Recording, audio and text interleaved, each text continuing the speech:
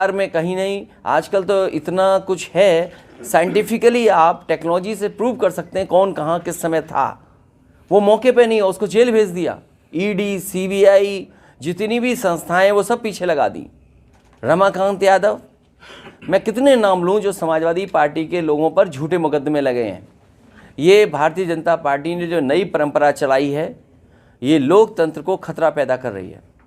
लोकतंत्र में ये स्वस्थ व्यवहार नहीं है कि आप अपने पॉलिटिकल लोगों पर झूठे मुकदमे लगाएं। मुझे याद है जिस समय बिजली विभाग का प्रोविडेंट फंड उनके कर्मचारियों का एक प्राइवेट कंपनी में इन्वेस्ट कर दिया गया था। वो कंपनी जब भाग गई, कंपनी जब लॉस में चली गई, तो उस समय जिन अधिकारियों ने फैसला लिया था उनको जेल भेजा गया था, उनके खिलाफ कार्रवाई की गई थी।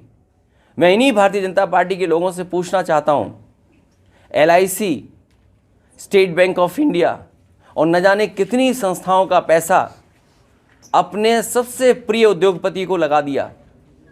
आज कई लाख करोड़ का घाटा हो गया है। क्या उन अधिकारियों को भी जेल भेजा जाएगा जिस तरीके से प्रोविडेंट फंड को भेजने वाले अधिकारियों को सालों साल जेल रखा गया था? क्या भारतीय जनता पार्टी SBI, क्या भारतीय जनता पार्टी LIC के बड़े अधिकारियों को जेल भेजेगी? क्योंकि उत्तर प्रदेश में एक उदाहरण है कि अगर आपने किसी प्राइवेट कंपनी में इन्वेस्ट कर दिया है सरकार का पैसा और वो प्राइवेट कंपनी अगर भाग गई है, तो उस समय के अधिकारियों ने जिन्होंने फैसला लिया उनके खिलाफ कार्रवाई हुई, जेल भेज दिया गया।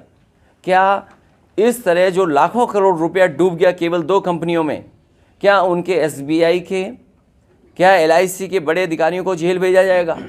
और देश को तो सपना ये दिखाया जा रहा था कि दुनिया में वो सबसे बड़े उद्योगपति बन जाएंगे, नंबर 1 पर उद्योगपति होंगे।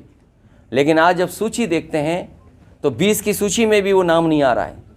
आखिरकार कितना झूठ बोलेगी ये सरकार? उनकी तो वैल्यूएशन गई है, लेकिन जिन लोगों ने पैसा इन्वेस्ट किया था उन आम लोगों का पैसा चला गया। और ये सरकार कहती है कि हम इन्वेस्टमेंट लाएंगे। जिन कंपनियों ने MOU किया है, क्या इन्वेस्टमेंट आएगा? और लखनऊ में जो तैयारी हो रही है इन्वेस्टमेंट की, कम से कम सरकार ये बताए कि पिछली बार इन्वेस्टमेंट कितना आया था जब पहले बार MOU हुए थे। मुख्यमंत्री जी तो कह रहे हैं 75% वो ज़मीन पर ले आए। मुरादाबाद में बताओ कोई बड़ा कारखाना लगा हो सरकार की तरफ से, अमरोहा में कोई बड़ा कारखाना लगा हो सरकार की तरफ से, रामपुर में बड़ा कोई कारखाना लगा हो सरकार की तरफ से, या सरकार के प्रयासों से बरेली में कोई कारखाना ना लगा हो। जब इन ज़िलों में और हम आसपास के ज़िलों में उत्तर प्रदेश में देखते हैं कि कहीं भी कोई बड़ा इन्वेस्टमेंट नहीं आया है, तो हम कैसे मान लें कि जो MOU हो रहे हैं वो सच MOU हो रहे हैं? और सच्चाई तो ये है कि भारतीय जनता पार्टी के लोग कागज़ लेकर के घूमते हैं और कहीं कोई अगर टाई पहने और सूट पहने दिख जाए उससे MOU कर लेते हैं। 5 लाख करोड़ का तो ज़मीन पे पहुंचा नहीं, अब तैयारी है न जाने कितने लाख करोड़ की, तो क्या ज़मीन पर पहुंचेगा? ये भारतीय जनता पार्टी जनता को धोखा दे रही है। जिस तरीके से नंबर 1 पे उद्योगपति पहुंचाने का सपना दिखाया था, वो पता नहीं उद्योगपति कहाँ पहुंचेंगे। और अभी तो शेयर गिर रहे हैं। पूरी सरकार लगी है बचाने में, पूरा तंत्र लगा हुआ है बचाने में, पूरी फाइनेंशियल इंस्टीट्यूशंस लगी हैं बचाने में। तो सोचिए, जब एक उद्योगपति के साथ इतनी इंस्टीट्यूशंस हों वो नहीं बच पा रहा है, तो और आम व्यापारी उद्योगपतियों का क्या होगा? जब देश का इतना बड़ा उद्योगपति डूब रहा है, तो उस इन्वेस्टमेंट के बहाने उत्तर प्रदेश में कौन इन्वेस्टमेंट करने आएगा? सर, जो बड़े उद्योगपति हैं, क्या आप चाहते हैं कि जो ये सब हुआ है, शेयर गिरे हैं और जो आरोप लग रहे हैं, क्या आप चाहते हैं कि उनके खिलाफ जांच हो इस तरह के फंड के? देखिए, उत्तर प्रदेश सरकार ने एक उदाहरण दिया था और BJP की सरकार का एक उदाहरण है कि जिस तरीके से सरकार के कर्मचारियों का प्रोविडेंट फंड DHFL कंपनी में इन्वेस्ट किया था और ये सोच करके कि ये DHFL से ज़्यादा मुनाफा मिलेगा उन्हें, लेकिन वो कंपनी फेल हो गई और इस पर जांच हुई। उस समय के जिन अधिकारियों ने DHFL में पैसा इन्वेस्ट किया था उन्हें जेल भेज दिया गया था, सालों साल जेल रहे। क्या उसी तरह का मामला भारत सरकार में नहीं दिखाई दे रहा है? सरकार दोनों एक हैं, कानून 2 के लिए अलग अलग नहीं हो सकता है। इसीलिए हमारी मांग है कि अगर उत्तर प्रदेश में जेल भेजा जा सकता है अधिकारियों को जिन्होंने फैसला लिया, तो क्या उस जगह पर जो लोग बैठे हैं वो जेल भेजे जाएंगे कि नहीं जाएंगे? यहाँ तो 1200 करोड़ का मामला था, ये तो 2 कंपनियों का 1 लाख करोड़ का मामला है। तो जो बिजनेसमैन है और जो पॉलिटिकल रिलेशन है, ये ऑफिसर्स के साथ उनके रिलेशन है, आप चाहते हैं कि उनकी जांच हो? अरे भाई क्या बोल रहा हूँ, क्या समझ पा रहे हो आप? अपना भी परिचय दे दो हमें। मैं एबीपी न्यूज़ से हूँ, मैं जानना चाह रहा था जिस बड़े बिजनेसमैन का आप जिक्र कर रहे हैं जेल तक भेजने की अरे भाई मैंने क्या कहा आपसे? उत्तर प्रदेश ने उदाहरण दिया, DHFL कंपनी में 1200 करोड़ प्रोविडेंट फंड का इन्वेस्ट हुआ बिजली विभाग का, कर्मचारियों का। क्यों DHFL डूब गई, उन्होंने एक अधिकारी को जेल भेज दिया, कई लोगों पे कार्रवाई हुई, ED हुई, CBI हुई। तो मैं ये जानना चाहता हूँ, जब उदाहरण उत्तर प्रदेश ने दिया है तो SBI के बड़े अधिकारी, LIC के बड़े अधिकारी जेल जाएंगे कि नहीं जाएंगे? और फिर भारतीय जनता पार्टी तो ये सपना दिखा रही थी कि ये उद्योगपति दुनिया में नंबर 1 होंगे। ये जो सपना दिखाया उनका तो वैल्यूएशन गया है, लेकिन न जाने कितने आम लोगों का पैसा डूब गया।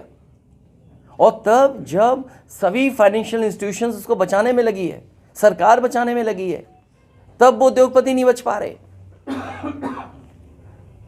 और प्रधानमंत्री जी से, भारतीय जनता पार्टी से कितनी मित्रता है ये अलग बात है कि वो उद्योगपति हैं, लेकिन कितनी करीबी मित्रता है आपसे बेहतर कौन समझेगा?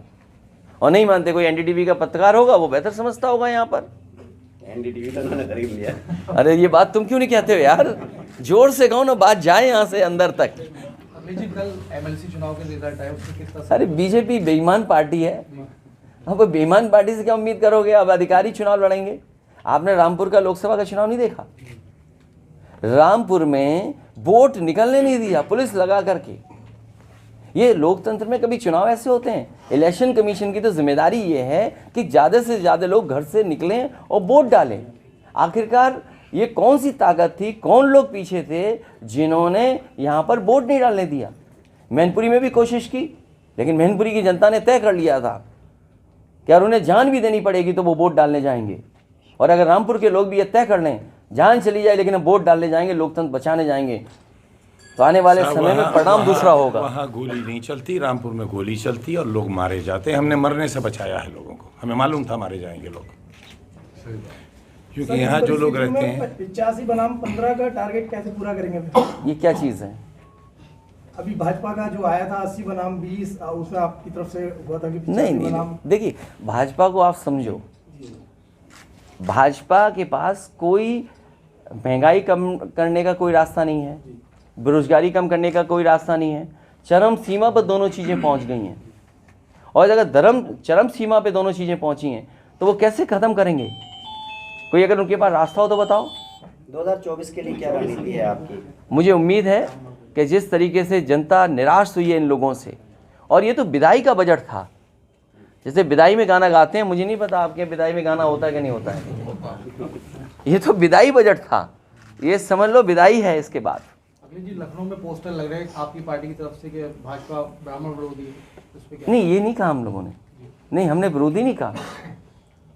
हमारी पार्टी का जो भारतीय जनता पार्टी ने सवाल उठाया है या जो बहस छिड़ी है, वो हम पूछना चाहते हैं उनसे सदन में, और सदन में मुख्यमंत्री जी से बेहतर कोई नहीं कह सकता है, क्योंकि मुख्यमंत्री जी न केवल मुख्यमंत्री हैं बल्कि वो साधु संत योगी भी हैं और एक पीठ से आते हैं। हमें उम्मीद है कि वो कम से कम वो बताएंगे जिससे कि हमें जानकारी हो जाए कि आखिरकार हम लोग क्या हैं। सर, एक आरोप ये भी लग रहा है कि इस बार जो राष्ट्रीय कार्यकारिणी आपकी घोषित हुई है, तो उसमें कोई ठाकुर या ब्राह्मण पदाधिकारी। क्यों ऐसा कहते हो? आप फिर से पढ़ लो सूची। आप ऐसा मत करो, ये बात मत बोलिए आप, केवल इसलिए कि न्यूज़ पे किसी ने मैसेज करके आपसे पूछा हो कि ये पूछ लो, ये मत करो।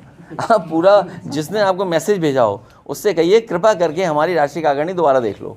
उनसे इनकी यारी कैसे खत्म हो ये तय कीजिए। हाँ, 2024 उनसे यारी कैसे खत्म हो इनकी?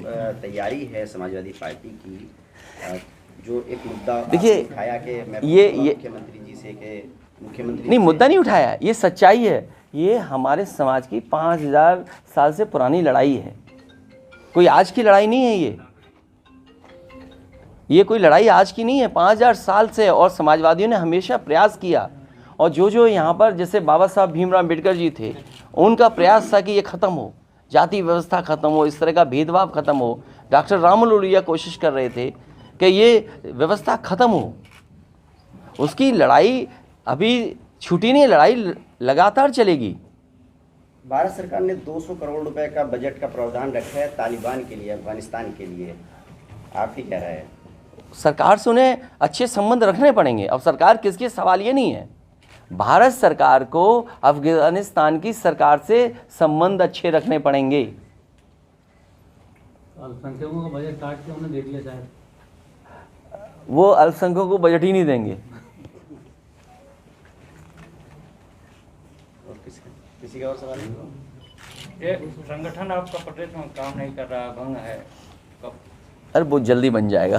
अगर आपको कोई सुझाव हो तो हमें बता देना। नहीं, बन जाएगा, जल्दी बन जाएगा। ठीक सर, थैंक यू। चलिए, हमारे प्रेस के लोगों का बहुत धन्यवाद है, बहुत धन्यवाद।